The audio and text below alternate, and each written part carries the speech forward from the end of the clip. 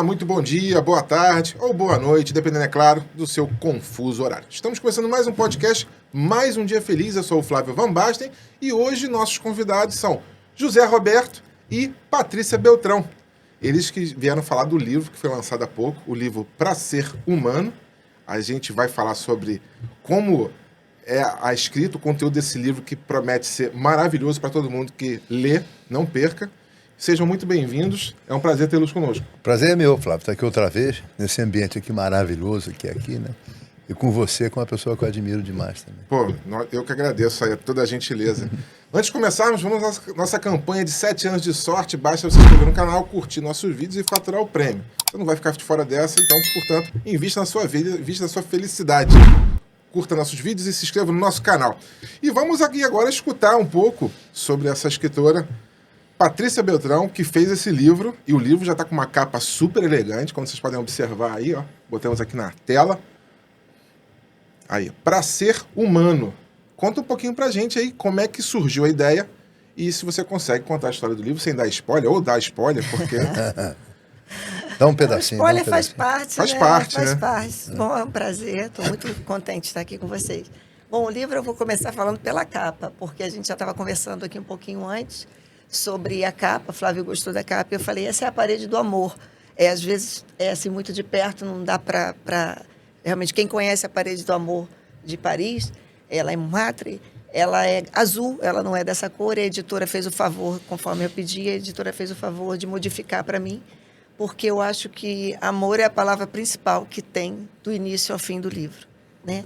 Esse livro é uma narrativa que conta uma trajetória de vida do Zé Roberto, e o que chamou a atenção para escrever esse livro, quando a gente começou a conversar sobre a escrita desse livro, foi justamente uma coisa que até uma outra brincadeira que você fez agora, você se referiu aos 3 porquinhos, e eu me lembrei de uma coisa que é muito real e que faz parte da vida do ser humano, né? A primeira casa construída pelo porquinho preguiçoso, ela era de quê? Era de palha, né? Era de palha, né? E normalmente nós somos porquinhos preguiçosos, né? A gente pensa muito nas coisas muito práticas, muito rápidas, nos imediatismos, e a gente esquece que a gente precisa ter coisas sólidas atrás da gente, né? Então as coisas vão fluindo, você vai fazendo as coisas e você não para se preocupar com o que realmente é concreto, é aquilo que fica. E o porquinho mais esperto, que pensava mais, o que era mais racional, ele foi para a casa de concreto, que foi a última casa que o lobo mau não soprou, não conseguiu soprar, e acolheu todo mundo lá dentro, né? Então, o que ele fez? Ele construiu uma base sólida para aquilo ali. E aquele primeiro que só cantava Quem Tem Medo do Lobo Mau foi pelos ares, né? Achando que as coisas não iam acontecer. As coisas acontecem, né? Então, assim, o que o livro fala é justamente sobre bases sólidas. Como é que a gente faz para construir bases sólidas, saindo desse senso comum, dessa base comum que todo mundo tem de, primeiro, correndo atrás de autoajuda. Autoajuda, gente, quem se ajuda é a gente. Auto já se diz, a autoajuda é a gente mesmo que faz. Não adianta, porque o outro nunca vai ter a visão nossa da nossa realidade, da nossa vida e dos nossos problemas, das nossas frustrações, dos nossos traumas. Não tem. Nenhum outro vai poder fazer por você aquilo que você pode fazer por você. E isso é construído. E o Zé Roberto vem de uma trajetória de contos. Esse livro foi feito em contos. Cada capítulo é um conto. Cronologicamente, ele está bem equilibrado, né? Tem uma coisa ou outra que tem que sair um pouquinho, mas faz parte do enredo. E em cada conto, além de ter aquela trajetória, aquela passada de vida em que a base sólida dele fez ele sair daquela determinada situação de cada capítulo, é interessante porque a gente vai lendo e vai se vendo em cada história, porque tem um pedacinho de cada um, né? E quando a gente lê, a gente lê com a nossa interpretação, então a gente consegue colocar o que é da gente ali dentro. Então, cada vez que ele sai, aquele pedaço, aquele conto, ele é feito também, além de estar a realidade ali, com uma pitadinha de poesia. Então, ele ficou bem mesclado, ele ficou atravessado de vida e de arte ao mesmo tempo, entendeu? Porque a história da vida dele é assim, é atravessada de vida e de arte, de construções de vida e de arte. Então, a base sólida realmente é o que dá igual a casa do porquinho que foi lá de madeira, de concreto, é o que deu o suporte para todo mundo ser acolhido, ele acolher todo mundo ali dentro. E tem muito a ver realmente com a trajetória de vida dele. Então, para ser humano, ele não se refere a uma pessoa, a uma história de um ser humano. Ele se refere ao nosso dia a dia. Ele conta do nosso dia a dia, dos nossos atravessamentos, do que a gente precisa fazer dentro de uma história de um ser humano. Entendeu? E esse livro vai ser o último? Ou ele é o último ou ele é o mais recente? Eu não sei, né? São Eu trato a vida, diferentes, né? eu trato a vida sempre como o mais recente e ao mesmo tempo como o último, né? Porque a vida é um momento presente e tudo que você trata com a objetividade do momento presente, você tende a ser mais correto, mais cirúrgico, né? Você acaba lidando como se você não tivesse passado nem futuro. Minha vida é agora, então eu vou procurar fazer o melhor que eu posso fazer agora e ser o melhor que eu posso ser agora. Então, pode ser o princípio como pode ser o fim, né? É o momento de agora. Você é uma personalidade importante no esporte, uma personalidade importante de liderança no mundo corporativo. Sua vida é de vários capítulos, né? Eu tive uma vida que não foi escolhida, né? Eu saí de casa muito novo e essa ausência de não ter o que fazer acabou me levando, né, para mexer com motocicleta e teve a coisa da arte marcial também, da marcialidade e tudo. E acabou que eu conduzi minha vida por todas as emoções que levam essas duas características, né?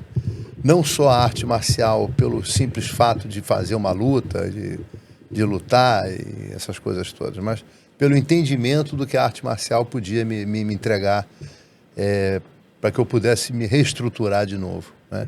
No caso da motocicleta também não foi diferente, porque era muita viagem, conhecer lugares diferentes, culturas diferentes. Eu nunca usei a motocicleta de uma forma urbana, assim, como muita gente usa. Eu sempre gostei de viajar. Então a gente ia para o Chile, para a Argentina, ia para vários lugares. E de moto, você de carro, você vê 60% da paisagem, você de moto, você vê 100%, né? Então, a moto para mim nunca foi, eu tenho uma moto, eu tenho uma marca de moto X ou Y. Foi a emoção que aquilo podia me dar, a liberdade que aquilo podia me dar e o que eu podia aproveitar disso. A luta também foi a mesma coisa, né? Eu não comecei a fazer o jiu-jitsu, não comecei a fazer nenhuma outra arte marcial. É claro que no início, eu menino ainda, eu queria me defender, não queria tomar porrada na rua, não queria fazer nada disso. Mas depois eu fui começando, quando eu deixei de ser lutador, comecei a ser educador, comecei a ser professor, eu comecei a ter uma visão completamente diferente da arte marcial, uma visão mais educativa. E aí, sim, foi onde eu consegui ter subsídio para me reestruturar dentro de tantas perdas que eu tive na minha vida, que também fala desse livro, né? Que a vida da gente, às vezes eu fico achando que é melhor você ter as perdas do que você ter os ganhos, porque o ganho que você tem com as perdas normalmente é muito maior do que os ganhos, né, que você possa ter. São dois modos de vida bastante importantes, né? E você tem que estar disposto a falar realmente o que é verdade, o que é autêntico. Porque normalmente as pessoas só estão dispostas a falar o que é bom e o que é útil para elas, né? Eu acho que falar de autenticidade é muito importante, porque tudo que é muito verdadeiro a gente tende a esconder para não se mostrar. É uma falsa selfie o tempo todo que as pessoas ficam demonstrando na mídia, no Instagram, em tudo quanto é lugar. E você contar realmente seus problemas é muito difícil. Seus tropeços. Seus tropeços é muito difícil porque você mostra uma fragilidade. Mas aí é que está. É por isso que a gente fala muito isso. O livro mostra muito isso, né? Falar de fraqueza não é falar de um ser humano medíocre, mediano. Medíocre é aquilo que está no meio, é mediano. Falar de fraqueza é falar daquela pessoa que sabe falar sobre a fraqueza, entende, elabora a sua fraqueza e se transforma para sair daquela situação ali e partir para uma nova situação de superação. E superação é o que a gente fala o tempo todo, sem dar receita de bolo, porque não existe uma receita, né? Isso não existe, você querer dar receita para alguém. As pessoas, elas têm que ser construídas, é o que a gente fala sobre o tempo todo, sobre as bases, têm que ser construídas dentro de um pensamento o tempo todo voltado para fortalecer a sua emoção. Quando você fortalece a sua emoção, você equilibra a sua emoção, o seu mundo vai caminhando de uma forma. Tem tropeço? Claro que tem tropeço. Mas você consegue tropeçar, levantar e andar de volta, né? Então, desde cedo, assim, essa trajetória que é contada aqui, inclusive, o caminho inicial dele, que ele me contou desde o início, foi quando eu falei assim, vou começar a escrever e começar a botar isso em ordem, porque as pessoas precisam entender isso e saber como isso funciona, porque todo mundo vive isso, mas não sabe falar sobre isso. Ele me contou uma vez uma história que ele montava moto com 15 anos de idade, 16 anos de idade, né? Montava Harley, queria construir Harley, pegava peça, essas coisas todas, e ficava admirando o filme Easy Rider no cinema de Copacabana, não era Copacabana? Foi quando eu vi o marcante filme. Não, é a primeira vez que eu ficava louco. A gente não tinha muito acesso. Eu morava no Tivoli Park, lá tinha oficina, então a gente transformava, tinha tudo ali, né? Torneiro, mecânico, tudo ali que a gente precisava. Tá longe, né? Eu adorava mexer nas motos, né? Então, eu quando fui morar no Tivoli, morei lá uns 3 anos e meio, mais ou menos, num trailer, e lá tinha toda a oficina do parque. Na Lagoa, né? Na Lagoa, E ali, cara, aconteceu a minha vida ali, né? Porque eu comecei a montar motocicleta com os amigos e tudo, comecei a customizar as motocicletas e tudo. E o único referencial que nós tínhamos, que eu tinha praticamente, era uma capa de um CD, ó. Uma LP. capa do LP, amarela ainda, com a foto do Peter Fonda e do Danny Hope andando nas motos, uma foto pequena. A frente era o rosto dele, se não me engano, bem grande, e a contracapa era a foto amarelada com os dizeres e tudo. Mas tinha uma foto assim, pequena, retangular, das duas motos. E a gente via, a roda é essa, não tinha amortecedor porque era rabo duro, o tanque é aquele e tal. A gente não tinha referencial, não tinha manual, não tinha nada. O máximo que tinha umas revistas importadas numa banca de gente milionária lá no Leblon. O acesso à informação era muito mais difícil. Não tinha internet, não tinha nada, não tinha nada. E... Hoje você vai fazer um estrago. Hoje a gente faz. Hoje a gente faz. Mas tinha um cinema que passava o filme. Então, Easy Rider, e aí né? quando eu consegui ainda, quando o Easy Rider veio pro Brasil, não lembro, no início dos anos 80, não sei quando ele chegou aqui, eu fui ver no Cine Ricamari, no Copacabana. Eu saí louco, né? Eu falei, não, puta que pariu, eu tenho que ter uma moto dessa de qualquer jeito. Não tem como não ter uma moto dessa. E quem tinha essa moto eram os caras bilionários, né? Tinha quarta-via, era dinheiro pra caceta, duro, porra. Então, aí eu falei, vou ter que montar uma pra mim. E assim fui pegando as sucatas de aqui, a gente montava uns Frankenstein danados e era uma Harley, né? E então aquilo foi importante para mim, esse processo. E anos depois, já trabalhando na Harley Davidson, já que eu trabalhei quase 20 e tantos anos na Harley, também nunca ia imaginar que eu ia poder chegar nesse ponto. Consegui fazer a Rota 66 com o Peter Fonda, conheci o Peter Fonda. Então, essa situação toda para mim, cara, me serviu depois de um tempo para falar assim, irmão, tudo é possível. O impossível não existe. Tudo é possível. Se você trabalhar duro, se você acreditar em sonho e você acreditar mesmo, né? É quase uma forma quântica que a gente estava falando aqui em off, né? Bicho, eu consigo fazer essa porra, não tem porque eu não... Né? Se alguém faz, eu faço.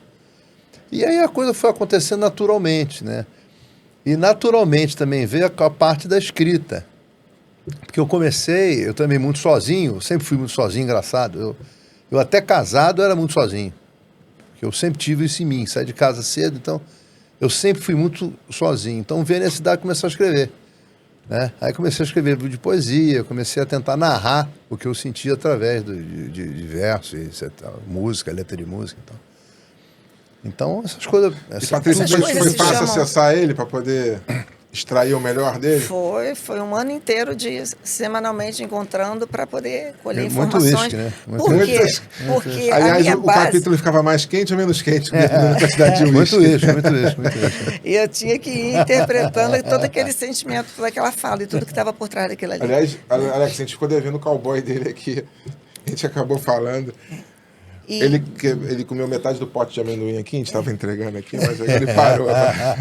E o que no meu Isso caso... foi a primeira vez que eu vim aqui, comi 3 sacos de amendoim. E o que interessou aqui no meu caso é porque todas essas histórias, cada crônica, é como se fossem crônicas, cada crônica, ela tem uma base de fundo psicológico muito grande.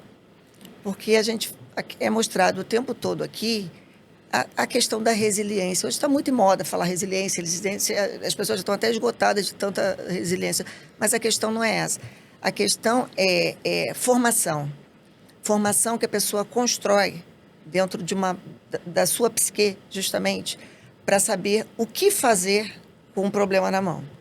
Né? A pessoa que sabe, e isso, aí eu volto a falar da parte do jiu-jitsu, da defesa pessoal, que foi a base sólida dele, da Que é um construção. trabalho fantástico, ele já passou por aqui, já fez um podcast sobre isso também. Se você não viu, não deixe de ver, que é muito bacana. É o esporte através da atitude, de se impor, da liderança. É uma pegada diferente, não é pelo esporte É uma competitivo. reeducação. Exatamente. O que acontece não é o lado da competição, de nada disso, é o lado da construção, é diferente. Então, essa base, porque como o Zé saiu de casa com um menino, com 17 anos, e foi tocar a vida dele, e conseguiu toda essa evolução que ele teve. Eu não sei se você conhece a história, chamada Em Busca do Sentido, que Viktor Frankl escreveu quando ele foi para o campo de concentração, e ele começou, na época, depois ele foi desenvolvido, psicologia positiva, tudo isso, e ele desenvolveu a logoterapia. Então, ele estudava dentro lá mesmo, quando ele saiu do campo de concentração, por que algumas pessoas se entregavam. É claro que quem tinha que morrer, morreu realmente, porque não tinha escapatória. Mas por que algumas pessoas que conseguiram sair daquilo ali? Alguns tinham uma resiliência, uma força emocional tão grande, uma força psíquica tão grande, que conseguiam sair dali, superar e transformar aquilo até de uma forma positiva para levar para os outros experiência de vida, e outros saíam para a depressão e para a morte. O que acontecia com o ser humano que conseguia ir em frente? O que ele tinha de diferente? Eu diferente dele, que ele conseguia ir em frente e eu não conseguia. Alguma coisa tinha. E isso tudo está lá atrás, está lá do que vem da criança, do crescimento da criança, e aí entra a parte realmente de defesa pessoal, que é a parte da construção dessa base mesmo, de fortalecimento psíquico, que é preciso construir nas pessoas para elas conseguirem sair de situações. Porque as situações existem, não tem jeito. A gente está vulnerável o tempo todo, a gente está o tempo todo exposto a qualquer tipo de violência. A gente está no Brasil, a gente está no Rio de Janeiro, muito pior do que isso. Então, a gente aprender a ter uma postura defensiva, não é para agredir ninguém, não é para nada disso, mas a própria construção da postura defensiva na pessoa, ela te dá um fortalecimento emocional tão grande que você já evita que aconteça tanta coisa com você por causa do seu recuo, postura e observação. E ele passa isso, principalmente para as alunas mulheres dele, muito bem. E isso é muito importante que as pessoas vejam, que as pessoas saibam que isso existe. Entendeu? As pessoas hoje olham a parte do jiu-jitsu como só a parte competitiva. Não, é claro, essa parte é importantíssima para quem quer ir para a luta, para o campeonato, para tudo isso. Mas e a outra parte, que é para pessoas como eu, como você, como ele, que não tem nada a ver com isso? É a parte realmente de construção da defesa psíquica mesmo, da força, para você saber se posicionar no mundo corporativo, no mundo financeiro, na rua, dentro da família, em qualquer lugar. E isso está o tempo todo. Então, é um trabalho, é um atravessamento de situações, de construções, de passagens de vida que tem tudo isso embutido. Tem a parte realmente do crescimento, da superação, da força emocional realmente e da base que o jiu-jitsu deu para poder chegar lá. Isso a gente queria deixar registrado para daqui para frente, quem tiver acesso, quem tiver interesse em ter acesso, entender um pouco como é que funciona isso, sem demagogia, sem apelo, sem autoajuda, sem nada, porque não tem nada a ver, não vai ver isso aqui. Ninguém, quem quiser vir aqui achando que é motivação, não é. Tem nada motivacional. Aqui tem só vida. É só vida. Não, o que eu gosto de firmar, primeiro, agradecer a Patrícia, que ela fez um trabalho maravilhoso. Ela toda vez que escrevia um capítulo, ela pedia, dá uma lida para ver se é isso mesmo. Se eu estou falando a verdade, né? Eu falei, não quero ler. Ou então eu não menti, eu falei, eu lia isso. Ele falava assim, li tudo. Não li nada. Tá ótimo. Eu não tinha saco para ler, não li nada. Não nada. Depois que o livro ficou pronto, eu li todo, chorei. Por quê? Porque ele trata de momentos que, quando você se prepara para alguma coisa, você, de uma certa forma, você sofre, mas você sofre menos. Quer dizer, eu tenho... meu pai está no leito de morte já há anos. Eu sei que ele, em algum momento, né, sem aviso, eu posso perder meu pai. Estou se preparando para aquilo.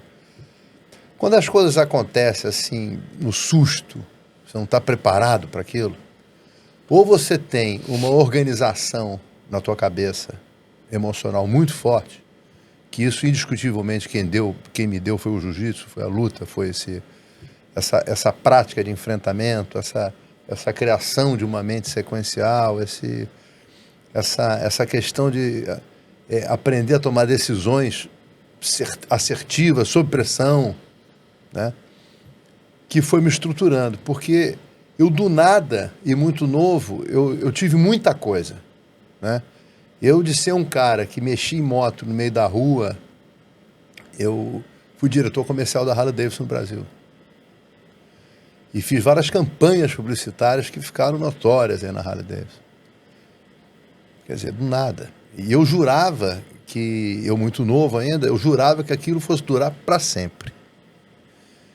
E de uma hora para outra, no domingo, eu dormi diretor comercial da Harley Davidson, e na segunda-feira não existia mais o grupo que detinha a Harley Davidson, entre outras marcas, Triumph, Ducati, tudo passou pela minha mão.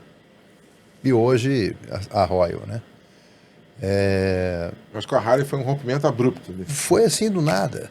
Eu já sabia que aquilo ia acontecer, mas eu não acreditava que aquilo fosse acontecer, né? Eu via que o Grupo Wilson começou a pegar outras marcas, então pegou a Triumph primeiro, a Ducati, não sei se posso falar isso aqui. À vontade.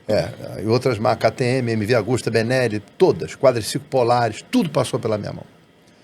Husqvarna, tudo passou pela minha mão.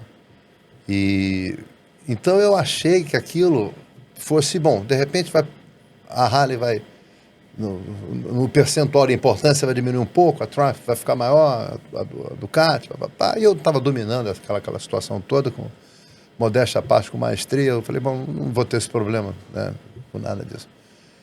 E de uma hora para outra aquilo acabou, né? E aí eu fiquei completamente sem chão, entrei numa depressão fodida, depois veio a separação também, bicho, aí foi brabo. Aí veio o alcoolismo, aí, nossa, aí foi... Foi um alinhamento de planeta improvável. Bicho, deu tudo errado, né?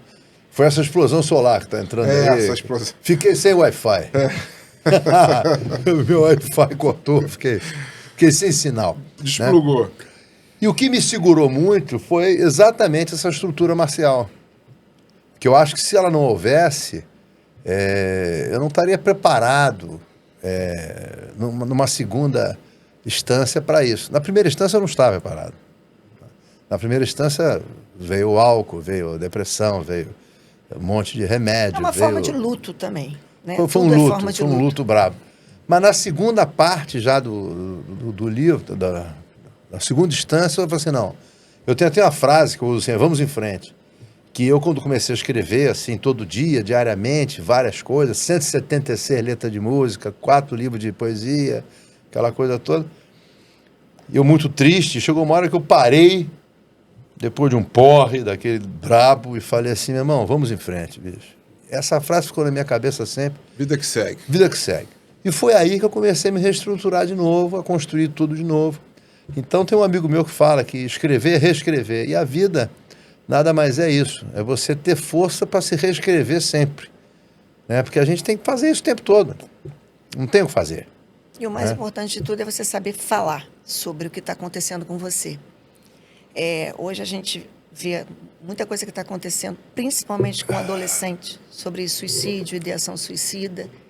Isso é o problema, a base principal disso daí. É claro que existem múltiplos fatores de risco, múltiplas coisas acontecendo, cada um é um caso, mas a fala, a comunicação, ela é importantíssima nessa hora. Quando a gente fala, quando a gente bota para fora, a gente elabora,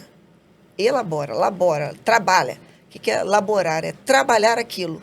Então, você falando, e o Zé Roberto tem uma coisa que é muito importante nele, e que eu cito aqui também, principalmente para essa parte da psicologia, que quando a gente consegue, pela linguagem, externar o que está sentindo lá dentro, e isso ele faz no tatame também com os alunos dele, que eu já percebi. Os alunos dele acabam fazendo uma catarse dentro do tatame. Né? Ele força realmente que seja feita uma catarse. Bota para fora mesmo. Quando você bota para fora, é claro que você não vai resolver 100% daquela situação. Mas você se ouvindo, você já consegue trabalhar aquela situação. É importante a fala.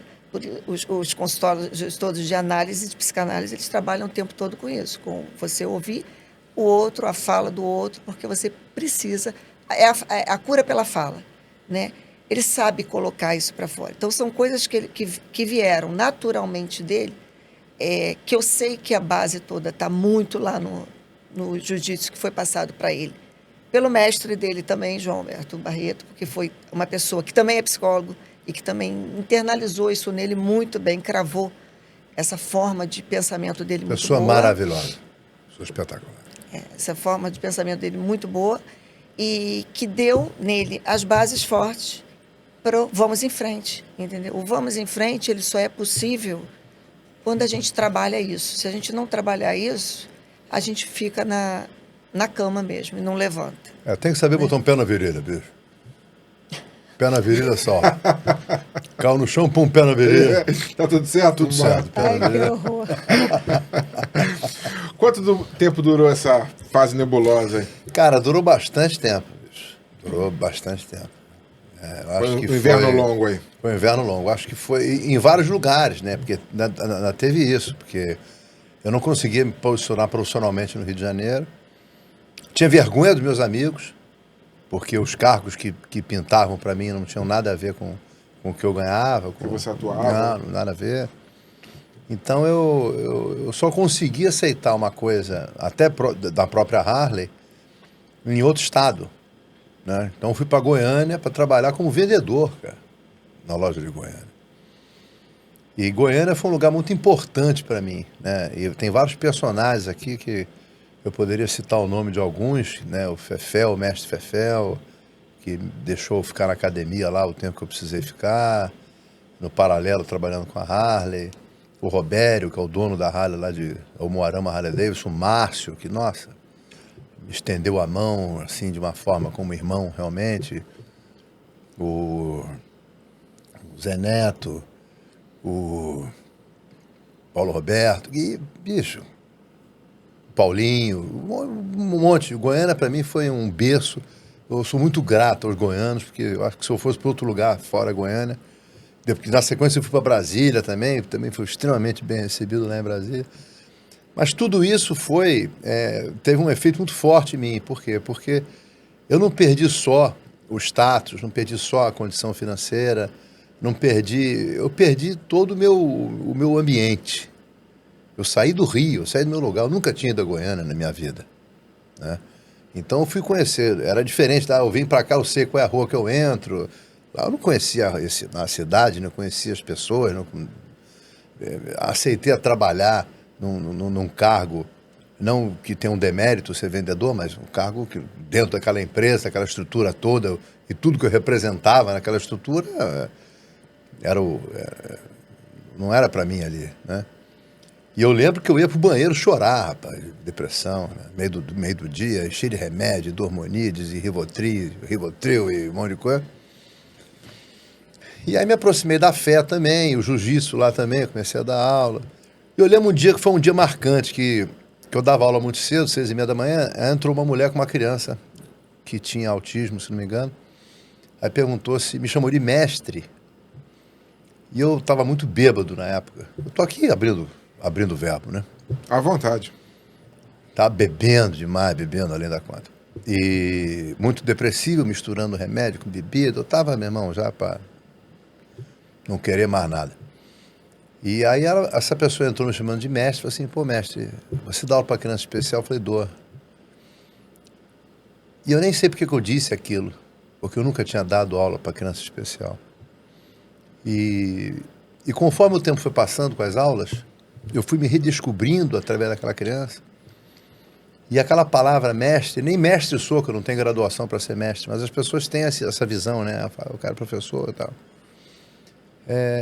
Aí eu falei assim, cara, eu não posso ser chamado de mestre e ser alcoólatra. Eu não posso ser chamado de mestre, tá bêbado. Eu tenho que entregar o meu melhor para essa pessoa. E aí Goiânia mudou minha vida assim completamente. Eu comecei a pedalar, treinar, papapá. Eu saí de 112 quilos em 6 meses para 108. 105. Fiquei um cavalo forte de novo, lúcido. Fiquei 2 anos sem beber. Nada. E aí foi a minha virada, o meu entendimento. Então acho que esse meu buraco negro durou de 2010, assim, até 2013, mais ou menos. Foi brabo, foi muito brabo. E o que eu achei bacana nesse livro, que a Patrícia escreveu com muito amor e com muito profissionalismo, que ela cita os psicólogos, é um livro bem ligado à psicologia, né? E as pessoas às vezes fazem as coisas e não sabem por que fazem. Eles vão fazendo, não se entendem, não se compreendem. Hoje eu estava até fazendo uma reflexão sobre isso. A gente está num mundo caótico hoje, a gente está na beira de uma terceira guerra mundial, o bicho está pegando, né? E as pessoas ficam discutindo coisas menores. Então o homem, para ter poder, ele tem que ter muita sabedoria para ter poder. E eu não posso discutir aqui, nem avaliar, se eu tivesse esse poder, eu não estaria agindo do jeito que esses caras estão agindo. Não sei, eu nunca tive esse poder para saber. Mas o que é importante... Mas isso que você acabou de falar, se não me engano, essa frase aí é de Nietzsche, se não me engano. Fala, o homem ele quer conhecimento para ter poder. Ele quer cada vez mais se especializar para ter poder. E, na verdade, o poder ele é muito perigoso quando ele chega na mão de alguém que não tem realmente a competência para saber lidar com ele, né? A habilidade, a competência e o desejo de saber lidar com ele. Senão, vem a guerra, vem tudo isso. Todas as passagens ruins que acontecem. Então, a gente tem que querer o conhecimento, conforme ele está falando, cada vez mais. Uma criança, precisou chegar uma criança autista perto dele para dar amor a ele, o amor que estava faltando, para preencher um vazio existencial que estava nele. E dar o despertar ali. E dar um clique. Mesmo diante das circunstâncias. E fazer ele querer voltar a ter todo o conhecimento, todo o preparo, tudo de novo, mas tendo justamente outro foco, e não o foco do poder, de nada disso, mas é o foco realmente de saber viver. Cara, de poder ser útil. Saber viver e saber dar vida ao outro. Eu, como tive tudo muito cedo, como eu tive poder muito cedo, vamos botar isso como poder, né? Eu não tive maturidade para aquilo. E eu acho que isso que eu passei me trouxe uma maturidade que, assim, eu quero ser bom. Né? Hoje, dentro do jiu-jitsu, eu estudo jiu-jitsu o tempo inteiro. De 2011 para cá, que eu comecei a ser professor, eu venho estudando, estudo biomecânica, estudo posição, estudo psicologia, tento estudar, mas eu não quero ser melhor para mim mais.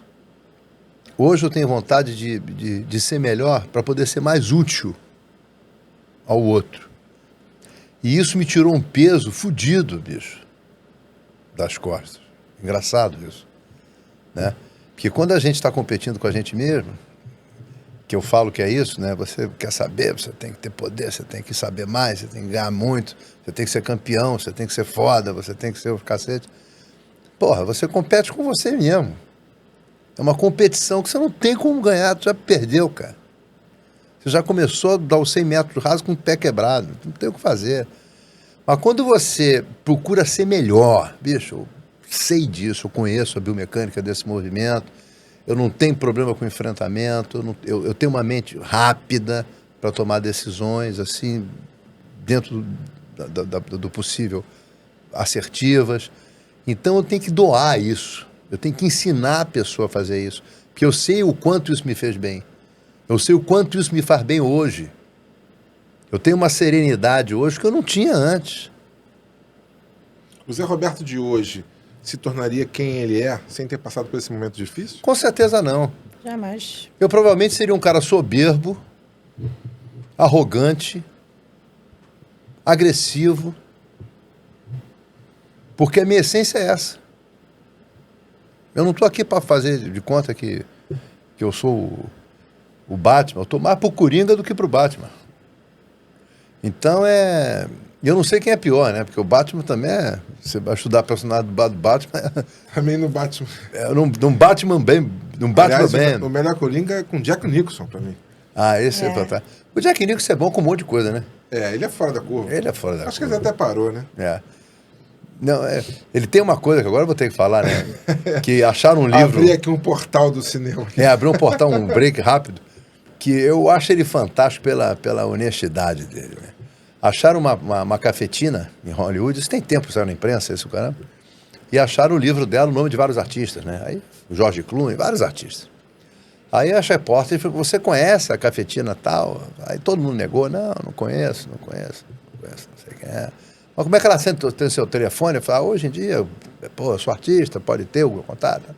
Todo mundo fugindo. Aí perguntaram para ele, você conhece a cafetina? Conheço ela, pô.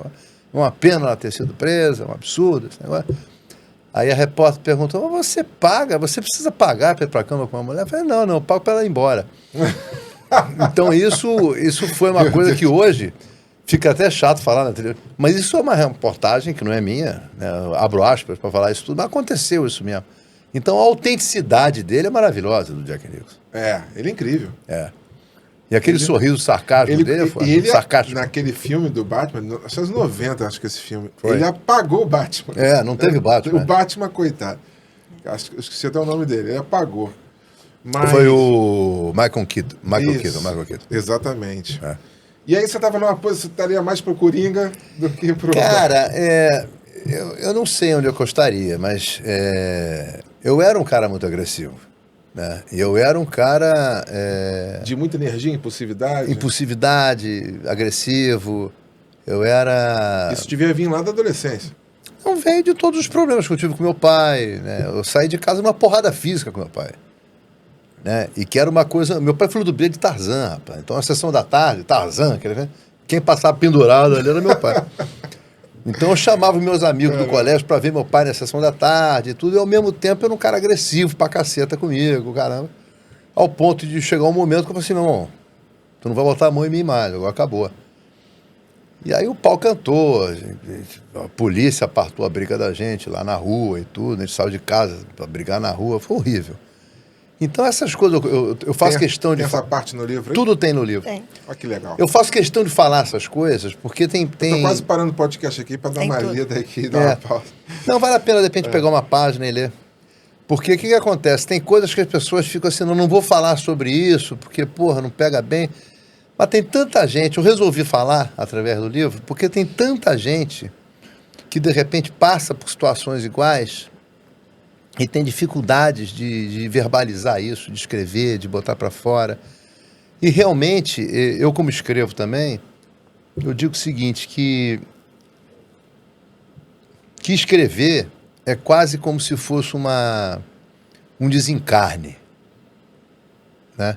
Você está com aquele sentimento, aquele pensamento, você pega o grafite e o papel e você desencarna ali. Então, eu me obrigo a escrever todo dia. Todo dia me obrigo a escrever. Eu sento, faço o meu ritual da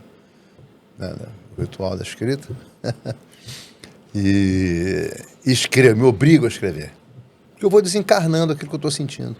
E aí a vida vai ficando mais leve. Entendeu? Então acho que é importante, às vezes, a gente não ficar fazendo de conta, ainda mais hoje que você pode ser quem você quiser nesses Instagrams, nessas redes sociais e tudo. e você ser mais autêntico, porque as pessoas... Eu acho que o maior índice de inveja aconteceu de uns anos para cá, porque você abre o Instagram, é todo mundo feliz, todo mundo em barco, foda, aquela coisa toda. Isso gera nas pessoas que não têm essa possibilidade um sentimento horroroso, porra. Então é bom a gente falar também que a gente, porra, perdeu um pai, que a gente, porra, teve que passar por isso. A figura paterna, ela é muito importante para o desenvolvimento, né, do ser humano, né? É a base, né, cara? É a base, né?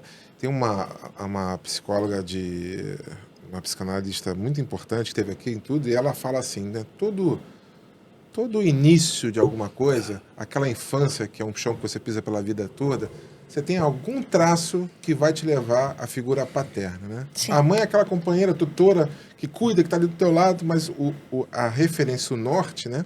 É a figura paterna. Então, se você tem alguns conflitos com relação a isso, algo pode provocar alguns distúrbios, alguns comportamentos e tal. Isso vale para o ser humano. E é uma coisa que você não percebe, quem não é profissional, né? Que eu não sou profissional dessa área, não percebe, mas o profissional, ele te provoca isso. Então, voltar e resolver... A figura paterna, ela representa como se fosse a castração. Então, ela é a regra, em nome do pai, né?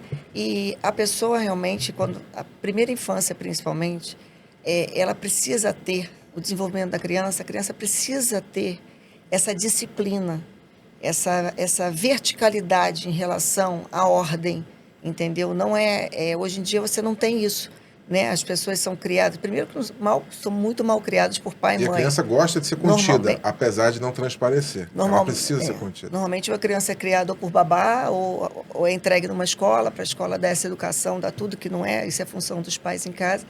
E o pai, ele representa justamente a regra. Você pode olhar em pesquisas, muitas mulheres se separam de casamentos longos depois que os pais morrem. Sabe por quê? Depois que o pai morre, o pai dela morre. Isso é um índice estatístico. Porque quando morre o pai, o nome do pai, morre a regra. Aí ela pode ter a liberdade de fazer exatamente a escolha dela. Mas por quê? Porque esse já é um pensamento, é uma crença errada que foi constituída, mas para você ver o poder. É o vínculo familiar, né? Da família que isso é claro que ela... É a ligação. A constituição dela, psíquica, está errada nesse pensamento. Ela tem que ter, claro, o posicionamento dela desde o momento que ela se vê na vida adulta. Mas para você ver a força que tem isso, né? Da disciplina, do nome do pai. E a criança que ela não tem isso... O pai, ele pode ser representado por qualquer outra pessoa. A função do pai é que tem que existir.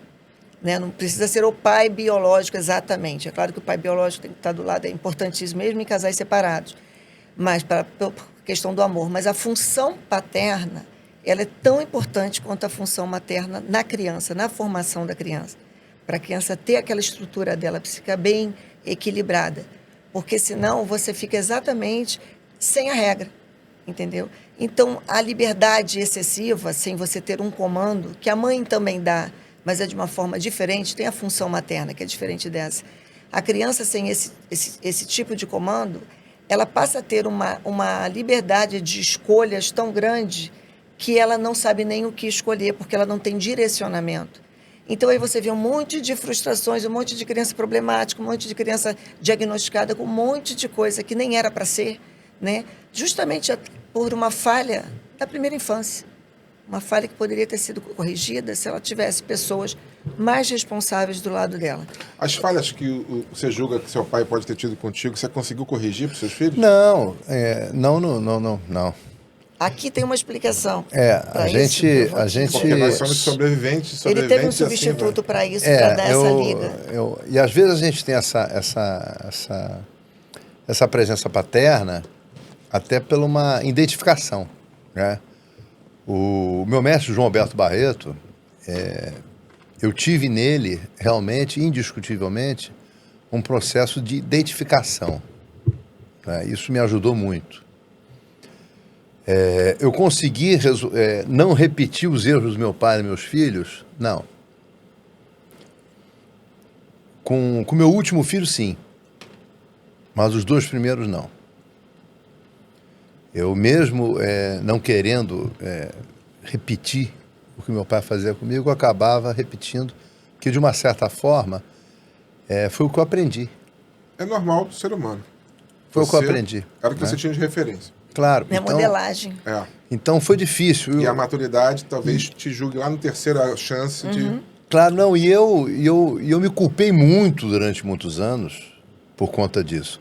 Que primeiro é você fazer porque você achava que era certo. Depois é você entender que não era certo.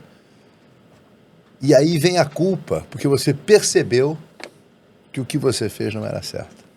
E aí atrapalha também. Aí atrapalha também. Então, cara, eu graças a Deus eu consegui passar pelos meus processos até agora, não sem dor, e chegar numa conclusão que esse livro, da forma que a Patrícia escreveu, explica bem isso, né? Eu acho que pode também ser muito útil assim, para muita gente que às vezes não tem espaço na mídia, às vezes não tem coragem de falar, às vezes não tem um caminho, quer chegar numa cidade, mas não sabe qual é a estrada que pega, entendeu?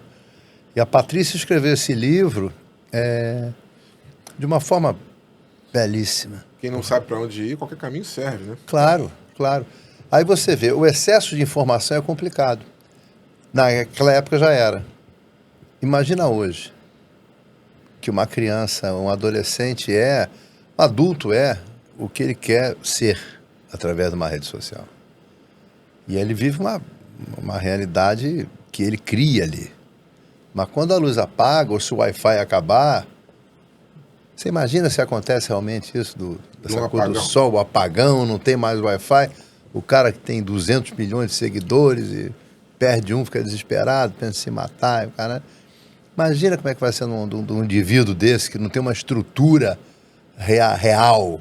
Ninguém está preparado para isso. Ninguém está preparado para isso. Não. Quando eu falo da luta, do jiu-jitsu, parece uma coisa engraçada porque a gente sente dor no corpo, a gente sangra, a gente se machuca, a gente de verdade está ali. Né? A gente não está fazendo de conta num desenho ali no Mortal Kombat ali, daquele negócio, né? Que troço. Nem sei se o nome é esse mais hoje, mas aquela porra. Ali a gente sangra mesmo. A gente perde um dente, quebra um nariz, a gente se machuca. Normal, segue o jogo. Segue o jogo, né? Segue o game. Então você começa a aprender a ter uma relação com a vida mais verdadeira, mais legítima, né? E o que ela estava falando, esse excesso de informação que vinha antes, confunde as pessoas. E se você parar para pensar, a vida tem que ser simples. Vinícius de Moraes falava que a gente mal nasce e começa a morrer. Então o que pode ter de complicado, porra, nessas duas datas, que você sabe que você nasceu, você não sabe quando você vai morrer, pode morrer daqui a 10 minutos. Então a gente tem que simplificar esse meio campo, entendeu? E é o que eu procurei depois desse entendimento tentar fazer. E tento fazer minha vida assim até hoje. Agora, esse momento que fez você realmente mudar, né? Passar por um longo inverno depressivo e todas as dificuldades de alguém que estava com uma vida, com aquilo que você gostava muito de fazer. Você acha que se você tivesse a opção hoje de escolher, tome a pílula azul ou a vermelha, você passaria isso tudo de novo para ser quem você é hoje? Não. Eu vou te dizer o seguinte, porque as coisas nunca... Eu aprendi também que nada é igual. O que eu passei, os motivos que fizeram que eu passasse pelo que eu passei, não fazem parte mais do meu momento agora.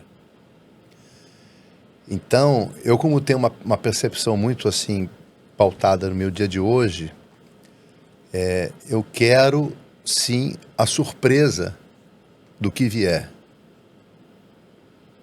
Estou pronto para a surpresa do que vier. Eu não preciso passar mais pelo que eu passei, mesmo para ter a mesma vida que eu tinha antes, que hoje já não me chega aos olhos, porque a Harley Davidson hoje não é mais a Harley Davidson na minha época. A gente tinha uma coisa muito emocional com essas marcas na época. Hoje são grandes grupos corporativos que tocam as marcas.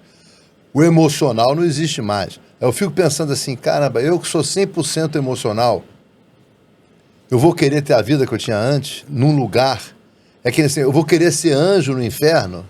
Não. Não Você vou não vai querer. conseguir atingir aquele formato. Não vou. E nem quero. O sistema nem permite Não mais. permite mais. Tudo mudou. Então, eu prefiro ter o desafio da surpresa e me sentir feliz de estar preparado para ele, do querer repetir tudo de novo. O que eu fiz já está feito. E está escrito. Existem duas coisas que são assim, fundamentais quando a gente fala em inteligência emocional, né? Porque o que a gente tem que ter é inteligência emocional, realmente. Uma é o poder da adaptação. Né? A pessoa tem que ter o poder da adaptação. O que aconteceu com ele naquela época, hoje seria completamente diferente, se fosse alguém passar por isso hoje. E a segunda é a criatividade. A criatividade, ela faz parte da inteligência emocional. Aquela pessoa que sabe se adaptar e sabe criar resoluções novas o tempo todo, aquela pessoa, com certeza, ela vai resultar de uma forma positiva em qualquer situação da vida dela, né? Existe uma situação que voltando à parte de defesa, que isso tudo está baseado no solo, no tatame da defesa pessoal. O nosso cérebro ele é programado para fuga, para a gente ficar alerta. Nós somos instintivamente alertas. Nosso cérebro é preparado para isso.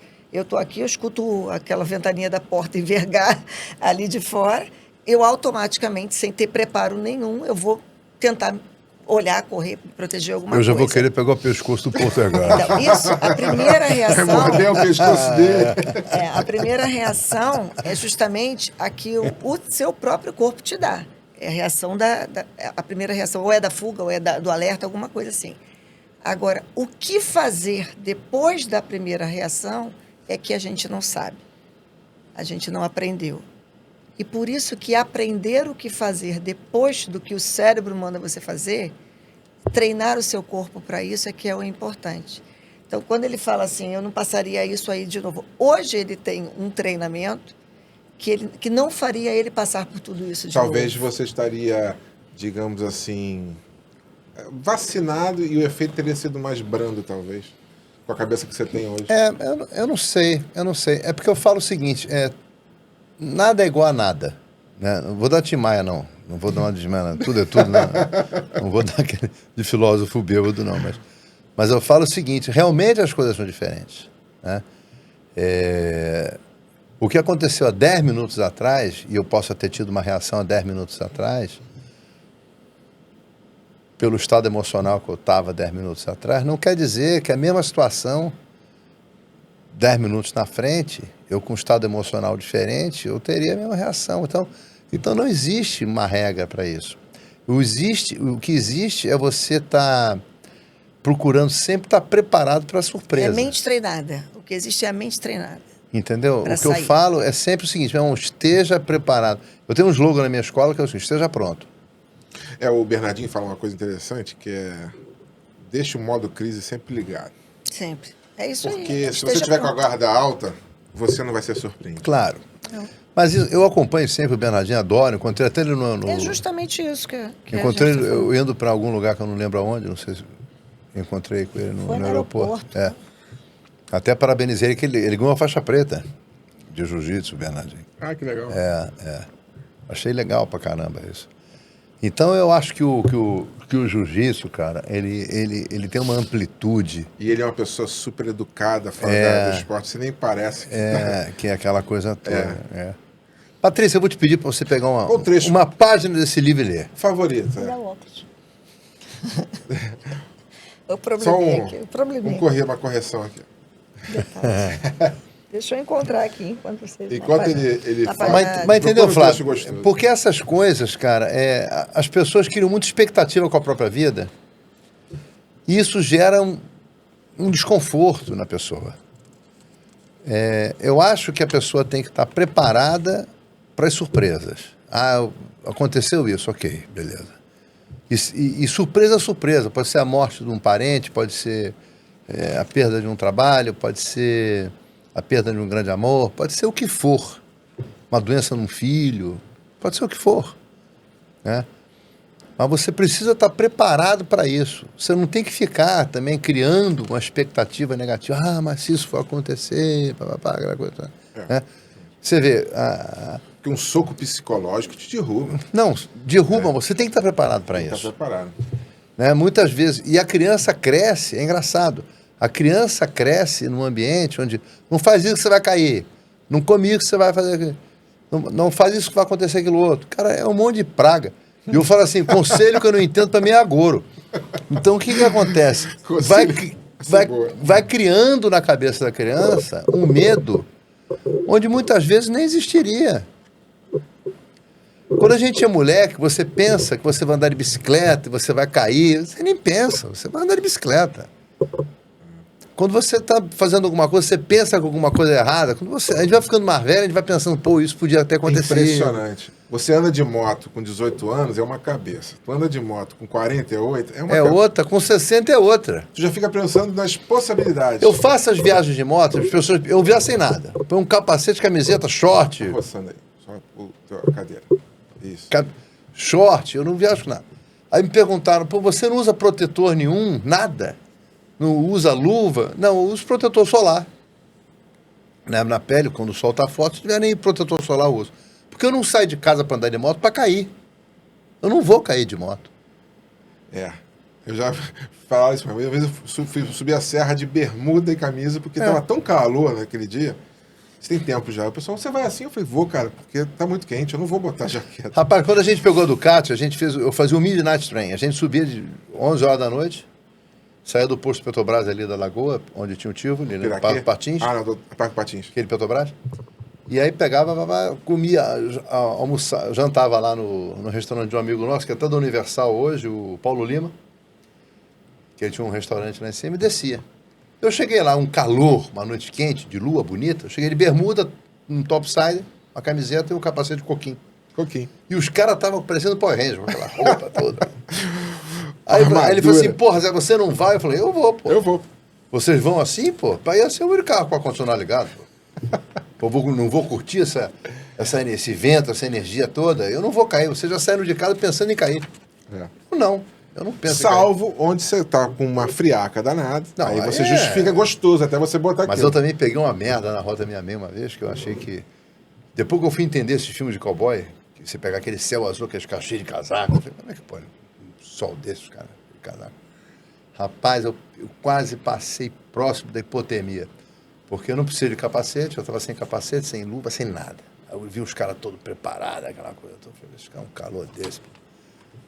Cara, quando chegou no meio da Rota 66, eu falei o seguinte, fudeu, vou congelar. Meus dedos começaram a ficar pretos. Eu não sentia, cara, mais. E era uma reta, você passava e não via nada do outro lado, e subia e nada. Só ia piorar. Eu metia a mão no motor. Já fiz isso também. Cara... Aí parava, fazia flexão, polichinelo, caralho, aí via, e tava entardecer, já eram 4 e pouco da tarde, eu falei, cara, vai cair a noite, eu tô fudido, eu vou congelar aqui, vão me enterrar aqui, eu vou ser visto daqui a 20 milhões de anos, isso aqui é um... Isso aqui é um... Pô, eu já fiz isso, cara, botei a mão, não na descarga, não, botei no motor, cabeçote, assim, no cabeçote dava pra botar. Isso aí. E esquentando a mão. E aí, na Serra de Petrópolis, caiu para 5 graus, eu não estava preparado, escureceu. O negócio, tava tão gelado que eu botei a mão, cara. Minha mão não estava sentindo já. Eu não estava sentindo mais. E eu botava assim, eu ficava com medo de não queimar, né? Não, e o engraçado é que o cérebro não funciona mais. Eu estava catatônico, assim. Eu tava assim, cara, vou morrer. Agora vou morrer. Agora não sobrou mais porra. Tava em grupo, não? Tava mais 12 pessoas. Aí a sorte que a gente passou depois de tantas infindas subidas e descidas, uma cidade chamada Kingman. Aí paramos num posto. Aí fui eu, um amigo meu, Bisonte, que qualquer dia ele vai ver esse troço. Aí a gente correu pro banheiro, que tem aquela coisa de esquentar, né? Para esquentar a mão. Aí a gente tocou ali, ficou eu e ele abraçadinho ali embaixo. Aí entrou um cara com uma pinta de caminhoneiro. Olhou a gente abraçado aí embaixo. Olhou assim, e o cara mete capoeira, o jiu-jitsu, esse cara vai com uma ideia, você vai ficar fudido. A gente se abraçando assim embaixo, aquele ventinho quente. Aí lá, como também a região de esqui, tinha, aí compramos luva, aí comprei um saquinho, que eu achei do caralho. É um saquinho que você sacode assim e ele, quimicamente, ele dá esquenta. Uma reação. É a reação química. Aí botei na meia, no saco, botei no lugar. Fiquei todo quentinho. Aí usa muito, acho que em pé, em área de gelo. Não, direto. Temos um trecho preferido? Vamos lá, Patrícia. Estamos na Tábua da vamos Beirada. falar, Capricha no microfone, na posição aí. Eu peguei um pedacinho que, depois de vir toda uma narrativa, fala sobre exatamente o que a gente estava falando sobre moldar o cérebro, né, para esse tipo de comportamento, principalmente de autoconhecimento e reflexão. Com essa descoberta, que vem de todo o preparo, você transforma o medo, a baixa autoestima, a sua visão de vida, pois o que é sabido nos liberta. Já tivemos o tempo ético, cujas divindades regiam a vida, já tivemos os fenômenos da natureza nos ordenando, já tivemos a razão como nova transcendência, mas hoje temos um tempo ético voltado para a criatividade e a responsabilidade. Nunca o ser humano foi tão livre e possuidor de facetas múltiplas de criação. Então, por que não se utilizar dessa falta de domínio único vertical de tempos antigos para romper a ganância e a obsessão sobre o pensamento corrente, deixando apenas valer o amor como influenciador dos nossos atos? Então, vamos em frente. Eu acho que, quando a gente fala de amor, a gente fala de tudo que envolve a nossa vida. Todos os problemas do ser humano, isso vem de Freud, tá? Não sou eu que estou dizendo, não. Todos os problemas humanos estão ligados a uma única coisa, ao afeto. As frustrações, os traumas, as confusões, a histeria, as neuroses, tudo está relacionado ao afeto, que não é um afeto, senão o amor, né? Então, a falta desse afeto, a falta desse amor, a falta da vontade do ser humano em fazer o que ele acabou de dizer, eu quero cada vez mais ver o outro melhor, eu quero fazer um ser humano melhor o tempo todo. Se você não tiver esse desejo de ser melhor e fazer o outro melhor o tempo todo, se você tendo essa convicção de que você está aqui para isso, você vai fazer um mundo melhor, o mundo se transforma. Entendeu? Então, o amor é a base de tudo. Então, o livro, ele fala do universo das motos, ele fala do universo do jiu-jitsu, do tatame, sobre a música, sobre as composições, sobre tudo que foi percorrido, sobre frustrações, sobre traumas, sobre luto, sobre amor e desamores. Mas a base dele inteira, do início ao fim, é o amor. Entendeu? Então, o amor realmente, ele inserido no ser humano, no desejo do ser humano, ele transforma. E a única coisa que falta no mundo hoje é isso, né? Tem mais nada que falte. Fantástico. Já estou com vontade de ler esse livro. Vai ficar bonito. Esse é seu. Ah, que bacana. A gente abriu ele para poder se mostrar por dentro. Para ser humano.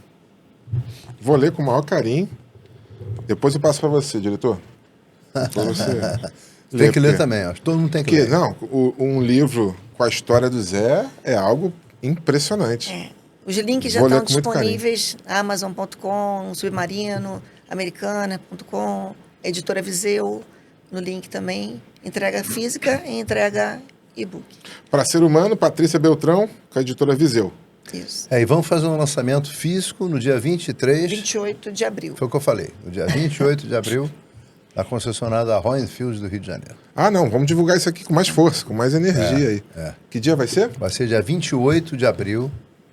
Eu não sei o horário direito ainda. Provavelmente depois das 6. Se não me engano, de 6 às 8. De 6 às 8. Que dia da semana deve ficar? É uma quinta-feira. Uma quinta-feira. E a concessionária fica ali no posto 8, né, na Barra. E a gente escolheu o que fosse lá, porque tem a ver... vou fazer uma livraria. Posto 8, onde era o Biruta? É exatamente onde era a Biruta. Caramba, Biruta só se conhece quem é mais antigo. Não, era exatamente onde tem o Biruta da Vera Loyola. E ela tinha um Thunderbird branco, que eu era louco para comprar, conversível.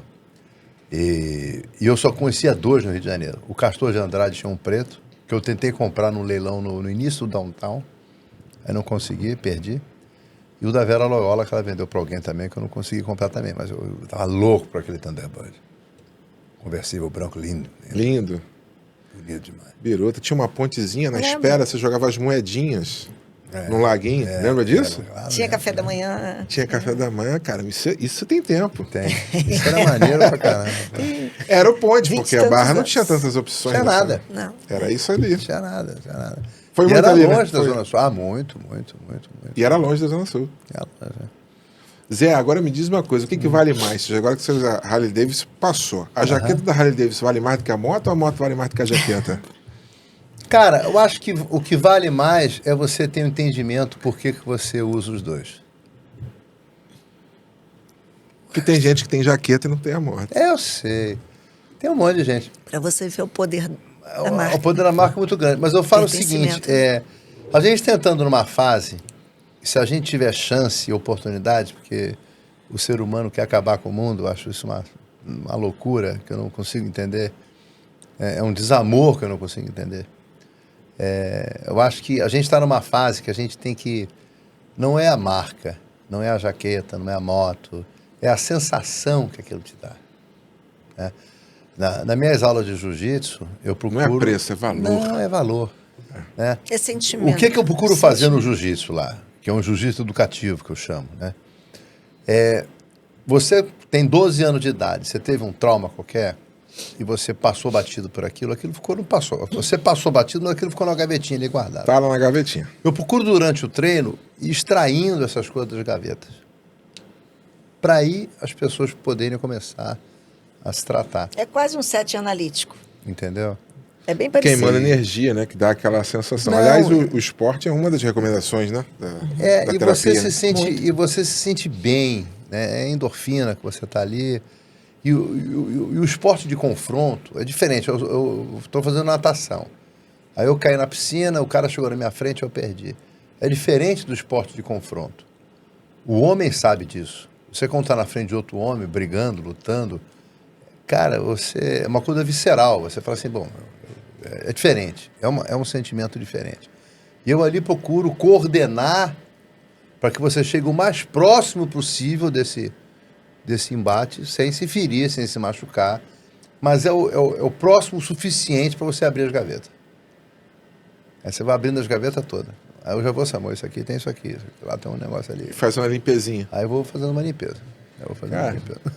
Fantástico. Vocês estão falando em limpeza, é interessante, porque quando você começa a estudar, no início, a psicanálise, Freud e Charcot, que trabalhavam, Freud acompanhava Charcot, e eles falavam, quando a pessoa fala, né, no processo de catarse, falavam que a pessoa estava fazendo um processo de limpeza de chaminé. É exatamente o que vocês falaram agora. Limpando a chaminé, entendeu? Botando para fora aquilo que está lá dentro angustiando, né? Fantástico. E a angústia, normalmente, ela está ligada ao medo, diretamente, angústia e medo. E justamente quando você tem um trabalho, um processo assim, de desenvolvimento de defesa, você vai acabando com esse medo. Acabando com o medo, automaticamente, as outras angústias que estão relacionadas ao medo e não estão diretamente ligadas àquele problema ali atual, mas estão ligadas a outros em volta que você nem percebe, mas o seu inconsciente sabe que ela está te incomodando, elas automaticamente vão entrando pela limpeza da chaminé igualzinho, se transformando. Né? Curar a gente não cura, a gente vai se transformando e melhorando. Né? Perfeito. Gente, foi um prazer enorme recebê-los aqui. Eu já estou com o meu livro aqui, vou ler, a produção vai ler depois, é claro. Se bem que ele é fininho aqui, ele vai rapidinho. E olha, eu vou falar uma coisa para vocês. Deixa uma mensagem para todos que lhe acompanham aí. E uma mensagem aos seus alunos, aos seus seguidores, às suas seguidoras também. Para aquela câmera bonita ali, ó. Você adora uma câmera? Eu gostei da câmera. Gostou, né? Aqui a câmera tem superpoderes. Eu tô vendo. Eu tô vendo os filtros. Eu falei para ele, dá uma melhorada nesse filtro, que eu não trouxe nada para passar no rosto, não trouxe nada para melhorar, dá uma filtragem boa. Bom, eu quero agradecer. Eu fiquei muito contente de vir aqui, achei sensacional. E realmente, a leitura do livro, é claro, quando a gente escreve um livro, a gente escreve pensando em quem vai ler. A gente não escreve pensando exatamente na gente, nem somente no que a gente está contando. A gente tem que escrever pensando assim, o que interessa a outra pessoa pegar esse livro e ler? E se fosse eu compraria? Assim, eu compraria pelo título do livro, igual o Flávio falou. Ele falou assim, já compraria pelo título.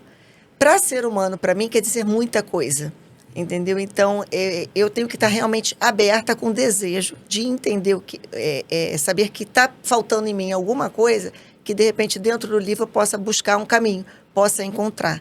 Então, eu desejo que quem leia o livro, que já estão, os links já estão aí, que eu falei, Amazon.com, Submarino, Editora Viseu, fora Brasil também, está vendendo em Portugal, está vendendo nos Estados Unidos. Nós temos links, até no Instagram tem os outros links. Então, eu desejo que quem leia, quem abra para ler, leia com um desejo, e com um desejo de entender, conseguir perceber a base que está por trás de cada narrativa, de cada capítulo daquele ali. Não é só o embasamento poético, a arte, a criatividade, a música, as transformações, a sublimação, tudo envolvido. Não é só isso. É o pedacinho nosso, de cada um, pedacinho de cada um, do que a gente vive no dia a dia, a gente encontra ali dentro. E que ajude a vocês de alguma maneira. Muito bom. Zé, nos dê a honra Então, de fechar com as suas palavras aqui o seu programa. Eu só quero agradecer. Sou muito grato. De novo, né? Tive o privilégio de estar aqui nesse ambiente. Vocês não conhecem esse ambiente aqui. Isso aqui, quando você fica aqui fora, você tem uma visão maravilhosa, belíssima da natureza e da vida, né? Que eu gosto muito. Então, eu quero agradecer aqui ao Flávio, essa pessoa que, mais uma vez me recebeu assim, com todo o afeto, todo o carinho, né? Com o líquido certo na caneca. Que água é foda, né? Né? Essa água aqui, ela é especial. É especial. É especial. Ela é saborizada. Exatamente. Então, eu quero agradecer mais uma vez, falando sério. Deem atenção ao livro, comprem o livro. A Patrícia é uma escritora maravilhosa, que tem um sentimento maravilhoso, que hoje em dia é uma coisa muito rara, né? E eu fico muito feliz de dizer que ela é minha mulher. Então, é isso que eu tenho para dizer. Tá aí. Okay? Muito obrigado. Foi um prazer tê-lo conosco assim, muito bom. As portas estão abertas e novas oportunidades, sem dúvida, será um prazer tê-los novamente aqui, viu? Te agradeço. Obrigado, gente. Obrigado, Mais um dia feliz. Vamos de livro para ser humano e vamos com tudo. Obrigado, gente. Um abraço.